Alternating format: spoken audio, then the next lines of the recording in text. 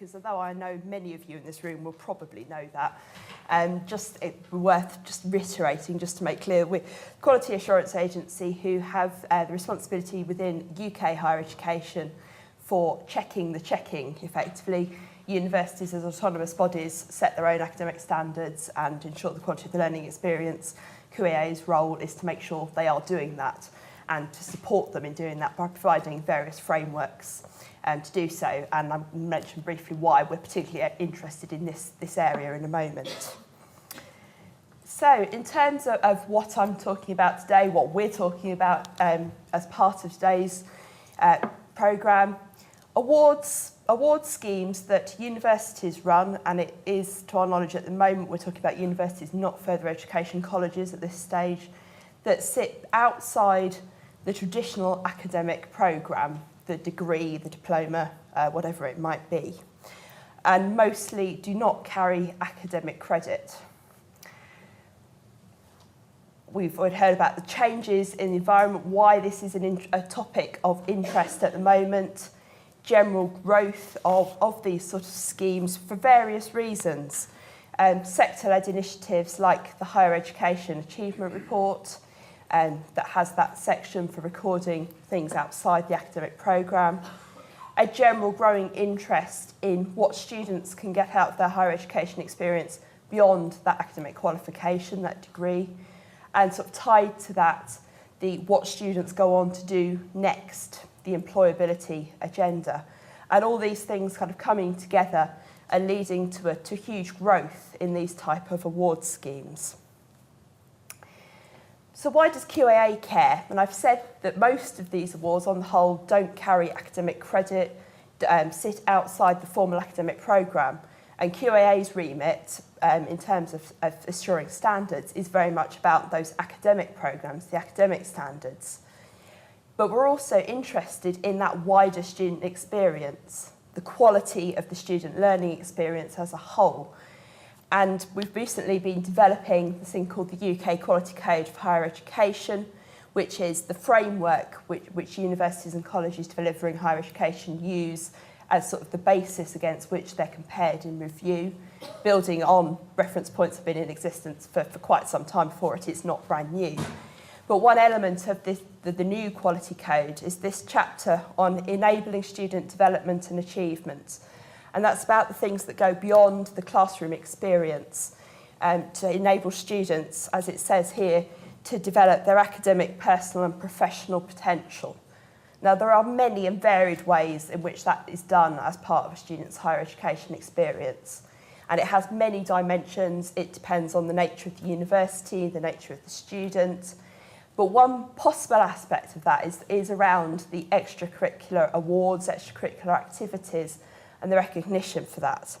And so that's why QAA does have an interest in this area. And we were approached by various people involved in this within the sector to see how we could sort of work with the sector to bring together some good practice. Because it's beyond QAA's remit, we can't set standards for extracurricular awards, but we could look at capturing some of the good practice and supporting the sector in offering these awards to make sure they do something that helps students, that contributes to their experience. So that's the work that we've been doing over the last year or so, resulting in a toolkit, which is a series of self-assessment questions for those people tasked with either developing an award from scratch or perhaps reviewing an existing award. Questions they can ask themselves about what they're doing and how they might make it better or what they might do in a new scheme. Supported by some commentary. And to inform that toolkit, we also carried out a survey of sector practice to see what was going on at the moment. We ran that survey in the summer, between July and August, possibly not the best time to do such things. We might think about that next time we do it. That was where it fell in terms of the plan. We received 85 responses from 69 different higher education providers.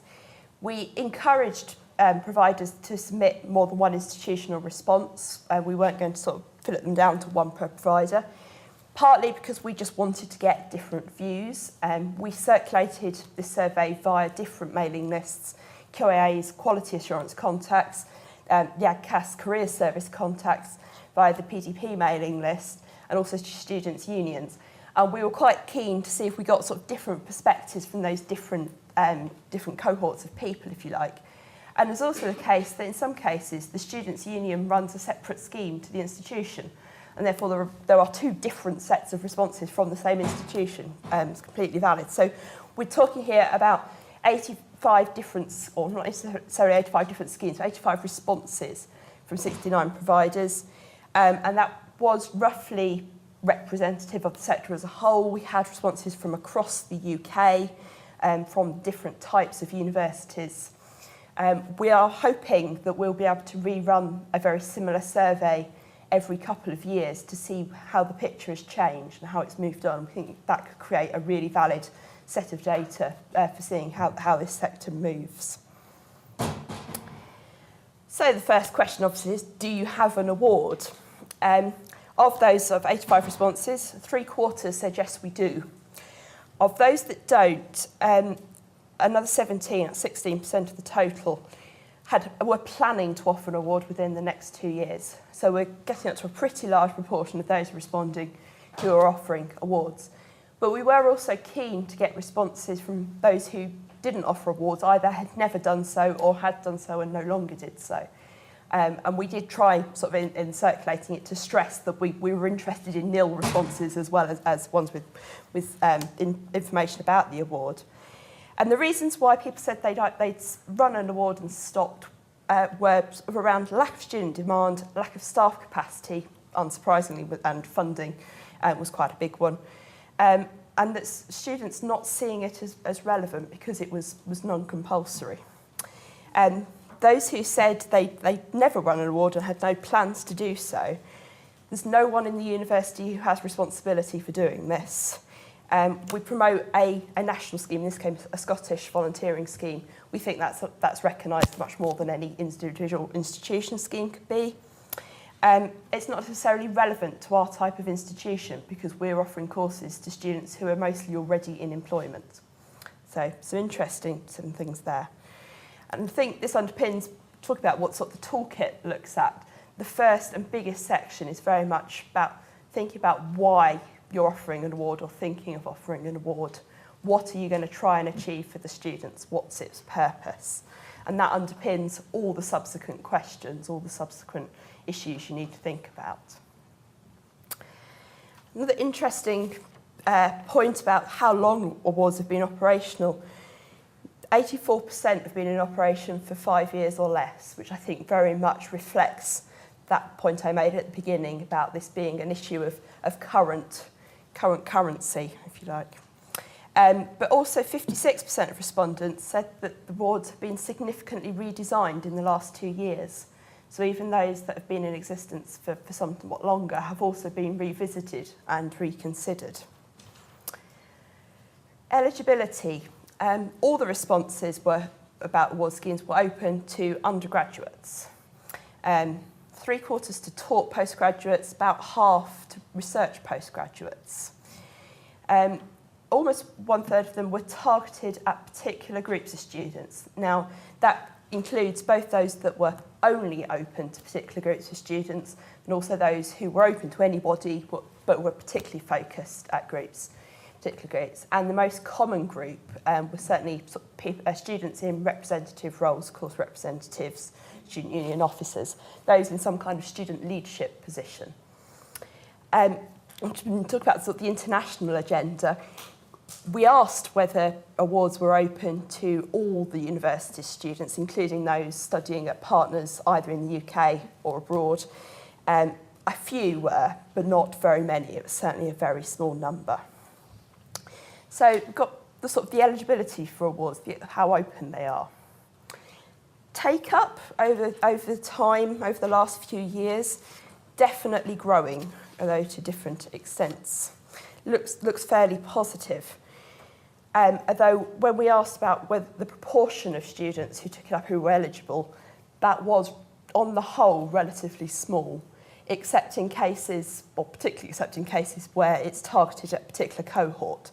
If a award scheme had been designed, for example, for the students doing a particular course, take up there tended to be a lot higher than sort of generic open awards.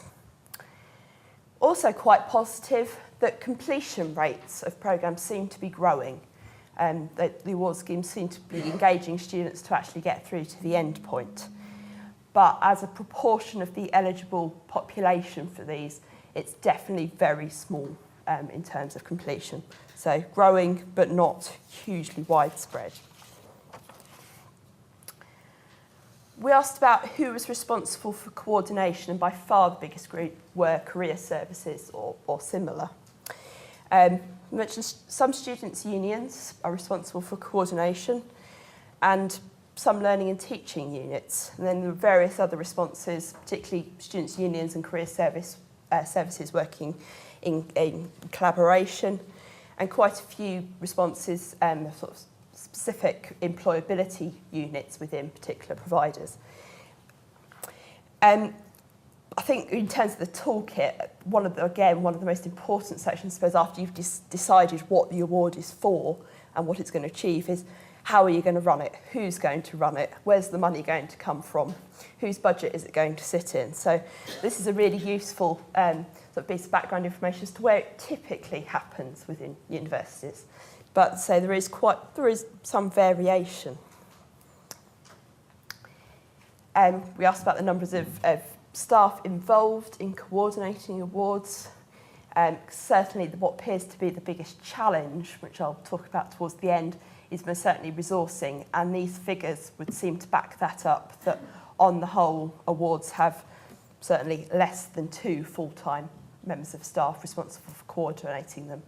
And depending on the scale of award, that can be quite a big challenge in terms of coordination, verification, simply having enough capacity to be able to verify activities that students are involved in, or to assess materials that they submit for the award, again, depending on the award model. Been working with NUS on this, so we were quite interested in the role of the Students' Union in coordinating the award. Roughly 50% of those who responded said that the Students' Union had a role in coordinating it. That might be sole responsibility in terms of running the award from scratch. It might be working with the provider to do that, running their own scheme, but particularly it seems working with the provider to identify activities that students can use to count towards the award and verifying their participation in them. Because we'll see in a moment that a lot of those activities are sort of student societies and things that typically might be coordinated by a students' union. And certainly our working group who helped us put together the toolkit were quite keen on making clear that you really need to let go and let the students' union do some of the promotion. They're much more likely to get the message through to students, and that's a good route to use. So working with the students' union in that capacity can be quite a strength of getting an award out there and getting its profile raised amongst students. All the activities we asked about were included in quite a substantial proportion of the awards that we had responses about. Sort of at least half of the awards included every one of these activities. But the most common was volunteering, student representation, and community engagement. They certainly came up in sort of around 2/3 to or more of the award schemes that were reported. So coming back again to the toolkit, there's that next question of looking at what you will include in the award scheme, what sort of activities.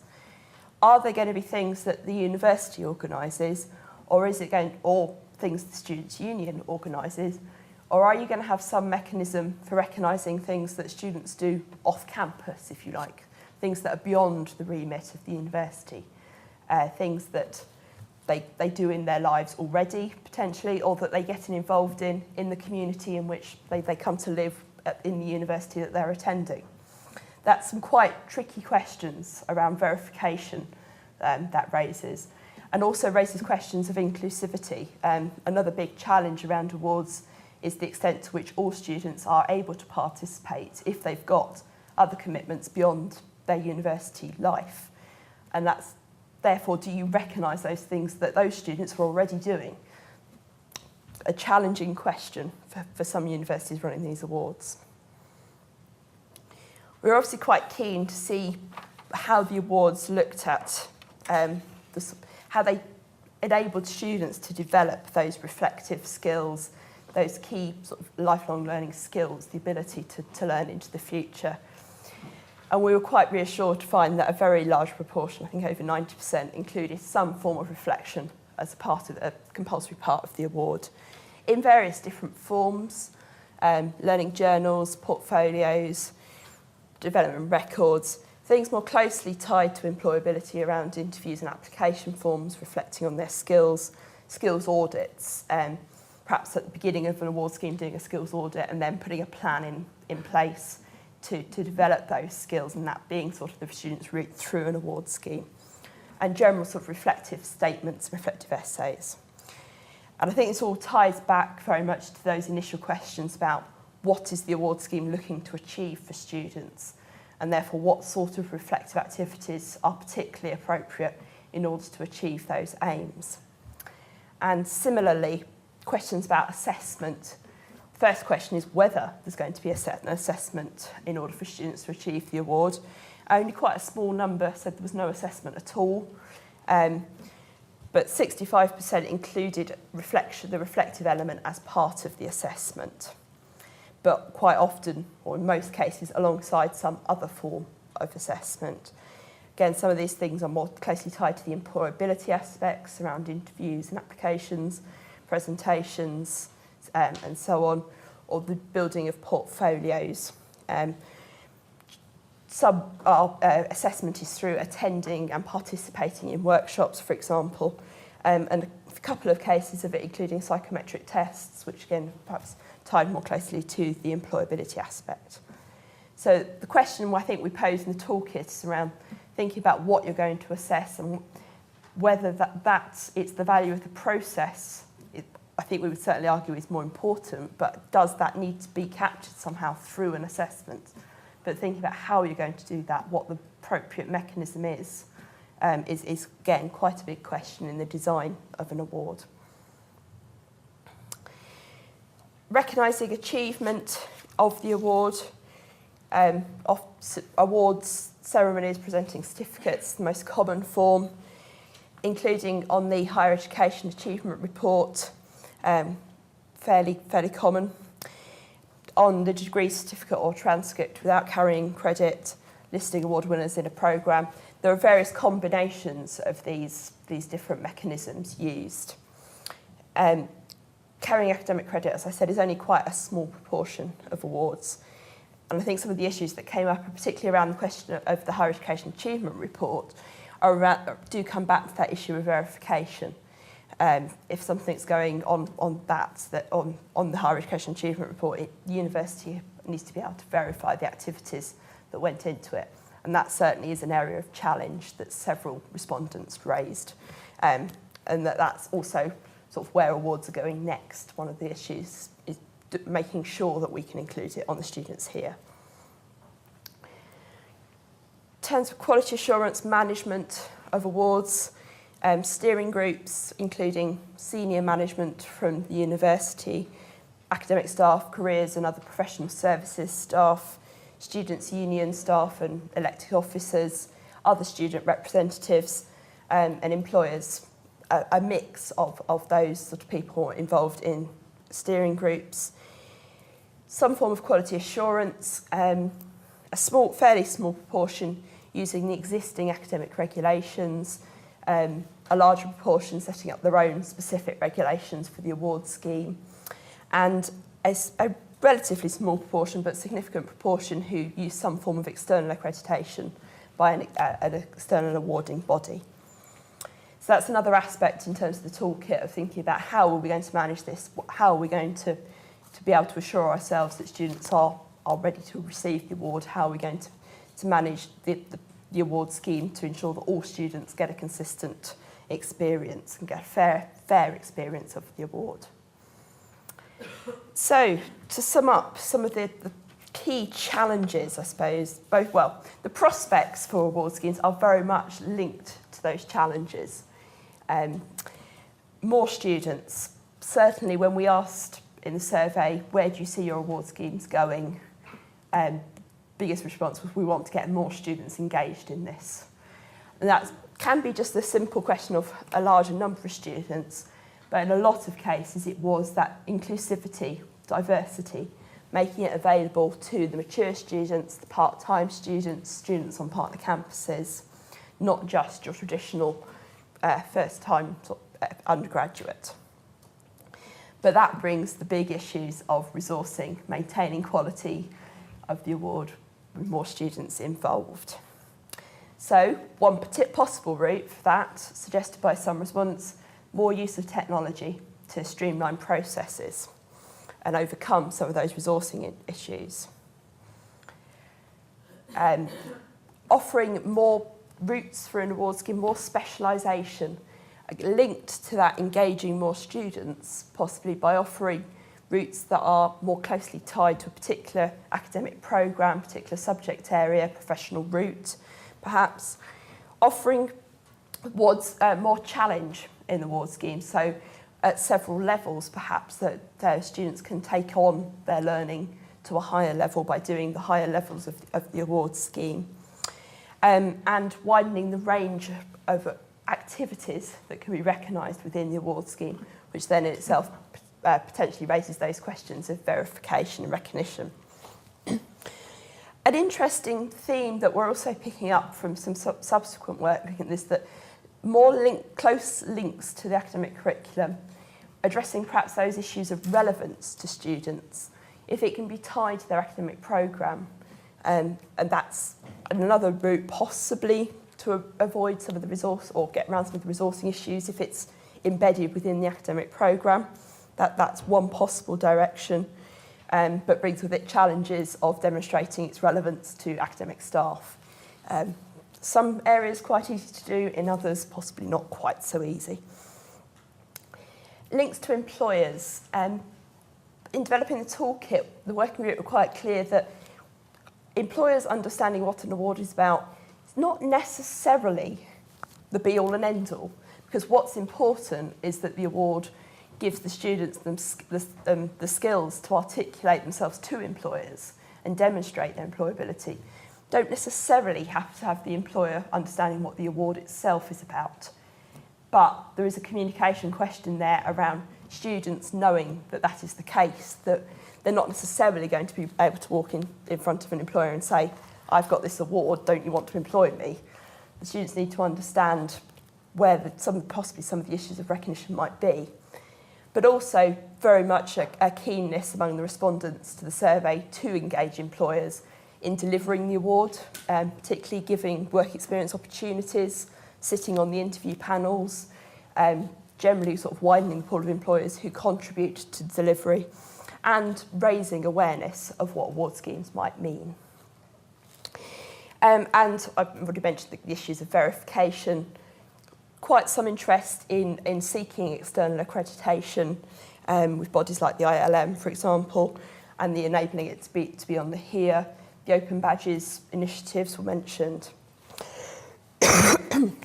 So the range of both prospects of where people think award schemes are going, bringing with them those challenges. I think generally to sum up that the overall view is that awards need to be meaningful, but also need to be offered in a way that can be engaging to students and that they feel they can participate in and that they can achieve something through, and that they're not too burdensome necessarily. But that they also need to be developing that culture for students taking responsibility for their own learning, but doing this particularly in England, perhaps in a culture where student fees are increasing and students maybe that's a more challenging area to get across to students, their own responsibility for their learning. So a lot of issues raised by the survey. Toolkit, we hope, will provide ways for providers to address some of those questions, or at least think about them in designing the awards. And we hope, as I said, to keep an eye on this and see where it moves and to compare the findings. I think that will be the really interesting material in hopefully 18 months' time to be able to see how things have moved on. Thank you very much.